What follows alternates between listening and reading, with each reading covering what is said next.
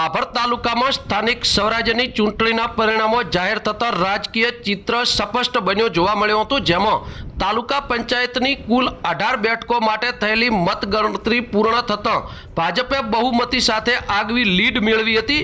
તાલુકા પંચાયતની 18 બેઠકોમાં ભાજપના 10 ઉમેદવારો વિજેતા જાહેર થયા હતા, જ્યારે કોંગ્રેસની 7 બેઠકો પર કોંગ્રેસે વિજય મેળવ્યો હતો। ઉપરાંત એક બેઠક ઉપર અપક્ષ ઉમેદવારે જીત મેળવી હતી। પરિણામે તાલુકા પંચાયત પર ભાજપનું પ્રભુત્વ જોવા મળી રહ્યું છે। જોકે કોંગ્રેસ પાર્ટીએ પણ સારો પ્રતિસ્પર્ધા આપ્યો હોવાનું પરિણામ દર્શાવે છે, જ્યારે બીજી તરફ ભાભર તાલુકામાં આવતી જિલ્લા પંચાયતની 3 બેઠકોના પરિણામો પણ જાહેર થયા છે, જેમાં કોંગ્રેસે 2 બેઠકો ઉપર વિજય મેળવ્યો, જ્યારે ભાજપે 1 બેઠક ઉપર વિજય મેળવ્યો હતો। મતગણતરી પૂર્ણ થતાં ઉમેદવારો અને સમર્થકોમાં ઉત્સાહનો માહોલ જોવા મળી રહ્યો હતો। વિજેતા ઉમેદવારોનું સ્વાગત ફૂલહાર અને ઉજવણી સાથે કરવામાં આવી રહ્યો જોવા મળ્યું હતું।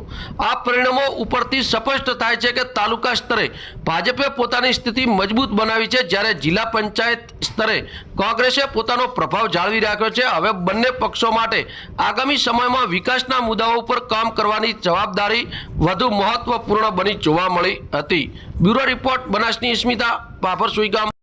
આજ રોજ તારીખ 28 તાલુકા અને જિલ્લા પંચાયતોની સામાન્ય ચૂંટણીની મતગણતરીની પ્રક્રિયા સરસ રીતે પૂર્ણ કર્યા બાદ કુલ જિલ્લા પંચાયતની 3 બેઠકો પૈકી 2 બરવાળા, 18 મીઠા એ કોંગ્રેસ પક્ષના ઉમેદવારની જીત થયેલ છે, તેમજ 26 સણવા જિલ્લા પંચાયત ઉપર ભારતીય જનતા પાર્ટીના ઉમેદવારની જીત થયેલી છે।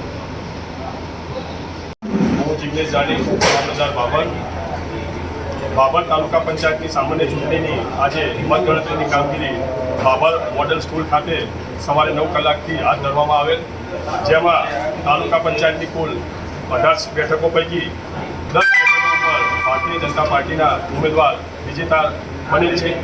7 બેઠકો ઉપર ભારતીય રાષ્ટ્રીય કોંગ્રેસના ઉમેદવાર વિજેતા બનેલ છે અને 1 બેઠક ઉપર અપક્ષ ઉમેદવાર એ વિજેતા બનેલ છે। શાંતિપૂર્વક આ મતગણતરીની કામગીરી પૂર્ણ થઈ છે।